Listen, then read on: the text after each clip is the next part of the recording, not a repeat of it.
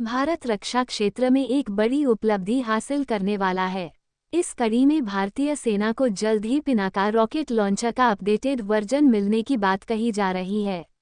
Reports के मुताबिक DRDO ने पिनाका MK3 के फैब्रिकेशन का काम शुरू कर दिया है। ये मॉडल इस घातक एयर डिफेंस सिस्टम का तीसरा मॉडल बताया जा रहा है। पिनाका MK3 रॉकेट लॉन्चर मिलने के बाद भारत की मारक क्षमता में बढ़त होगी और भारतीय सेना ज़्यादा रेंज तक वार करने में सक्षम हो सकेगी।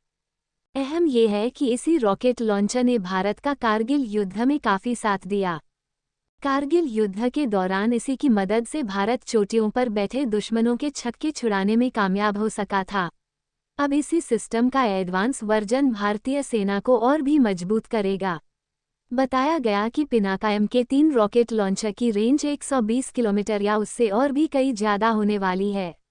Long range guided rocket system Pinaka MK3 के 2 वेरिएंट्स तैयार किए जाने की बात सामने आई है।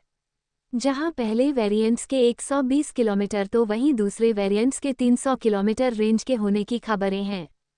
भारत को इस रॉकेट लॉन्चर सिस्टम की जरूरत पड़ोसी खतरे को देखते हुए महसूस हुई। दरअसल चीन ने लाइन ऑफ एक्चुअल कंट्रोल के पास 300 किलोमीटर की मारक क्षमता वाले रॉकेट लॉन्चर खड़े किए हुए हैं।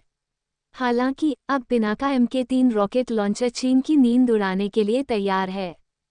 पिनाका रॉकेट लॉन्चर की स्पीड इसे दुश्मनों के लिए मौत बनाती है। इसकी गति 5757.70 किलोमीटर प्रति घंटा है, यानी कि पलक झपकते ही दुश्मन को नेस्तनाबूद करने की हिम्मत रखता है। इसकी गति इतनी है कि महज 1 सेकंड में ये 1.61 किलोमीटर की गति से हमला करने में सक्षम है। पूरी तरह से स्वदेशी इस रॉकेट सिस्टम को किसी भी मौसम में चलाया जा सकता है।